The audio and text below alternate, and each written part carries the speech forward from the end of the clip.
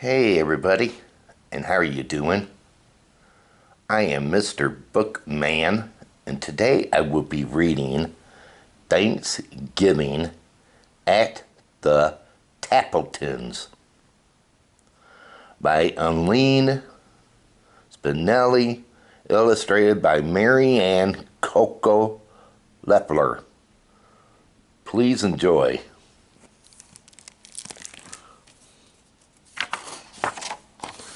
Thanksgiving at the Tappletons.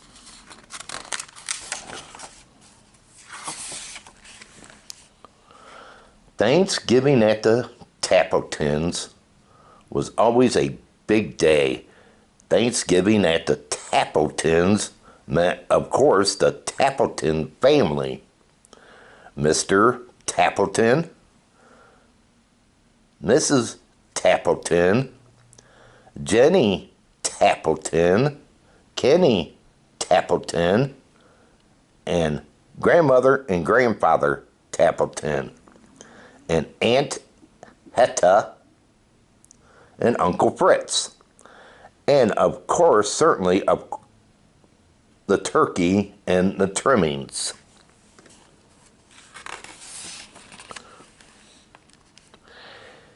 It was still dark when Mrs. Tappleton lit the oven and took the big turkey out of the refrigerator. Just then, someone knocked at the door. It was Mike the milkman. "Good morning, Mrs. Tappleton. I thought you might want some eggnog." As Mrs. Tappleton reached for the eggnog, the turkey slipped from under her arm. Now, on a warm day, this might not have been a problem, but this Thanksgiving Day was quite cold, and the steps was covered with ice.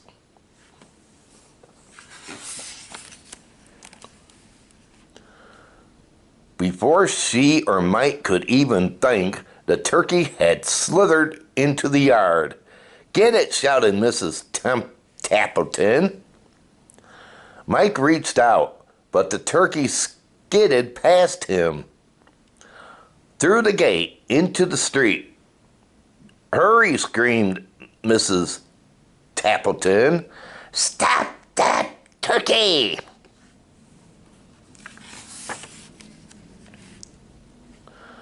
The milkman chased the turkey. Mrs. Tappleton chased the milkman, and the turkey skidded down the hill into the pond. Plop! Splash! It bubbled out of sight.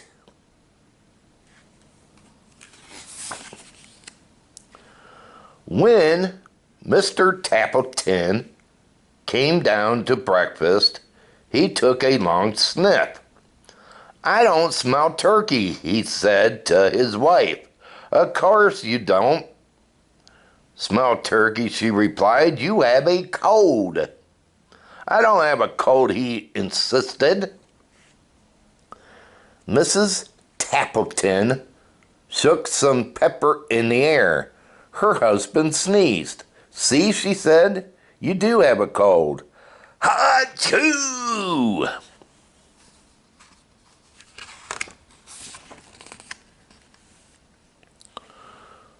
After breakfast, Mr. Tappleton put on his coat and scarf and hat and gloves. "I'm going to the bakery to buy some pies." Mrs. Tappleton handed him his boots. "Wear these," she said. "I know for a fact it is quite slippery out today."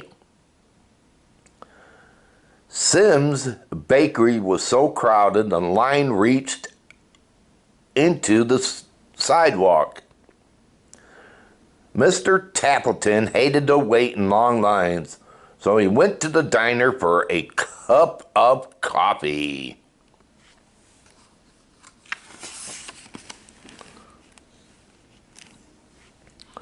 By the time he got back, the long line was gone, and so were the pies. No pumpkin, no mice, mince, no rhubarb, nothing. Mr. Tappleton was afraid to go home with nothing. 2 boxes tied up with strings, please, he said. Miss Sims stared at him. You mean 2 empty boxes? That's right. My, they feel light, remarked Mrs. Tappleton. Certainly they are light, restored Mr. Tappleton. Miss Sims prides herself on how light her pies are.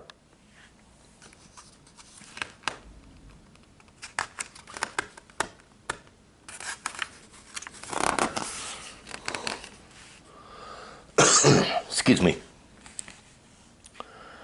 Mrs. Tappleton sat at the table. She called her son, Kenny. You may make the salad. There's lettuce in the crisper and carrots and radish too. Kenny's face grew pale. Just yesterday, he had emptied the crisper and fed all the vegetables to the rabbits in Mr. Butterworth's class. How could he tell his mother? He couldn't. So he covered the empty salad bowl with aluminum foil and stuck it in the back of the refrigerator.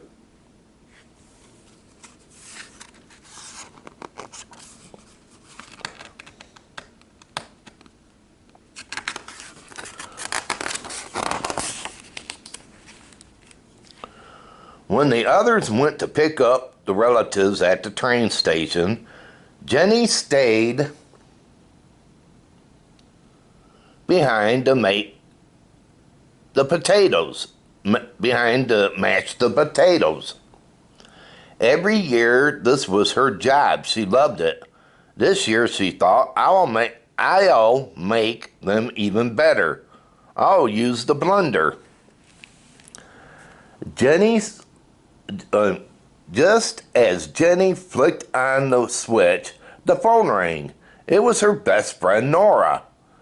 If there was one thing Jenny loved to do better than mashed potatoes, it was talk. Jenny talked and talked and talked to Nora, and she might still be talking, had not a wet glop of something hit her on the back of the head. She turned to see what it was. Splat! Another gulp hit her in the face. The blender was going wild, and mashed potatoes was flying everywhere.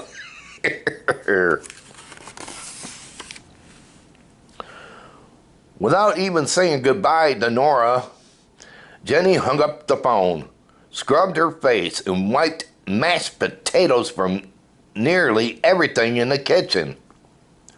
She finished just as the others came back. Uncle Fritz patted his stomach. I'm hungry, he said. Grandfather Tappleton laughed. I'm as hungry as an elephant. Everyone sat at the table. It was a Tappleton tradition for grandmother to say the Thanksgiving prayer. As soon as the turkey is ready, she smiled. I'm as hungry as 2 elephants, said Grandfather.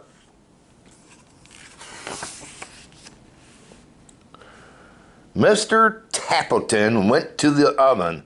I'll carve the turkey now. He opened the door. The turkey is gone! Mr. Tappleton searched on the table and under the table and in every kitchen cabinet. He looked into the sink and in the broom closet. I can't find the turkey anywhere. Mrs. Tappleton took a deep breath. She told them how their fine turkey had slipped out the door and down the steps and across the yard and through the gate and down the street and plop and splashed into the pond. "So much for the turkey," said Uncle Fritz, and his stomach rumbled a little louder. "Never mind," said Aunt Hetty. "Good. Naturally, I'll fill up on the trimmings."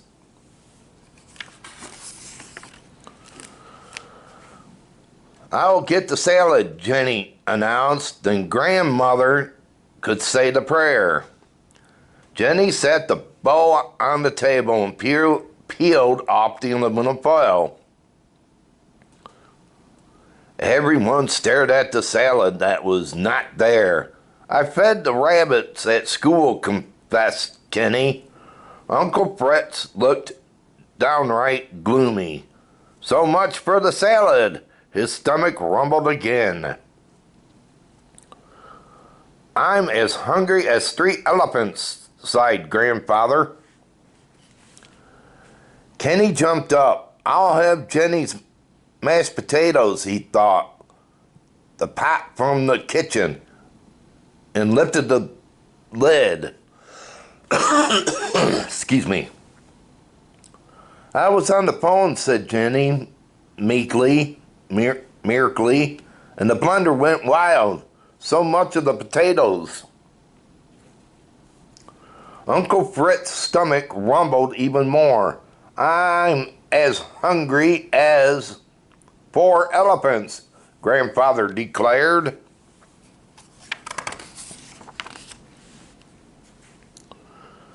"The pies," cried Mrs. Tappleton. "I'll get the pies."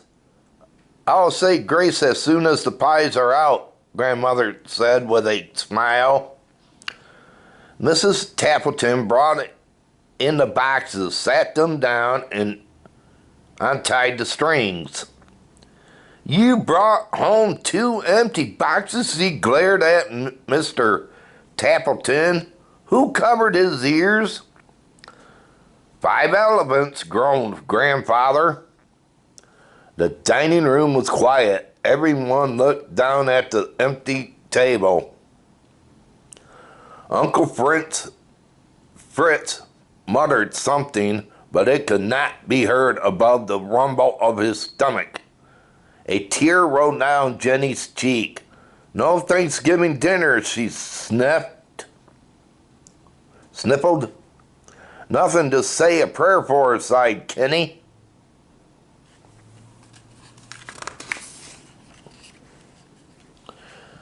Grandmother smiled. "Of course there is something. There is more to Thanksgiving than a turkey and trimmings." And then Grandmother Tappleton asked everyone to bow their heads and to hold hands around the dining room table. And this is the Thanksgiving prayer she said.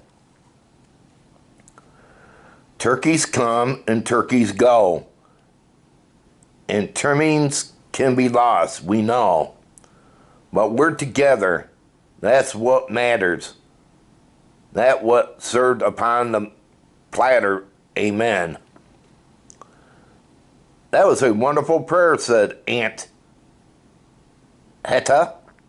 Mrs. Tappleton jumped up. "We have liverwurst and cheese in the refrigerator. I'll help fix the sandwiches," offered Mr. Tappleton. Jenny wiped her tears away. "I'll get the pickles." Kenny laughed. "I'll open a jar of applesauce for dessert." And so the Tappletons had their Thanksgiving dinner after all. Uncle Fritz's stomach stopped rumbling, and Grandfather Tappleton ate enough liverwurst to feed 6 elephants. In fact, everyone had plenty to eat, but most of all, they had each other. Well, wasn't that a cute Thanksgiving story of the Tappletons? I thought so. Did that ever happen to any of you out there, that you went somewhere for Thanksgiving and they didn't have a turkey? Let me know in the comment box if that has ever happened to you. Just curious. And I know some of you don't celebrate Thanksgiving, but some of you do. And what is your plans for Thanksgiving? Let me know in the comment box below. What is your plans for Thanksgiving and all this and that?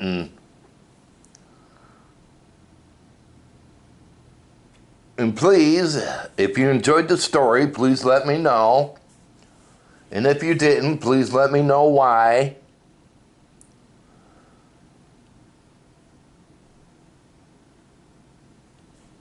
And I want to say happy Thanksgiving to all of you out there. And have a blessed one. And I want to say thanks for watching and enjoying. Until the next time, y'all take it easy. Have a good one. This is Mr. Bookman. And this book reading is over.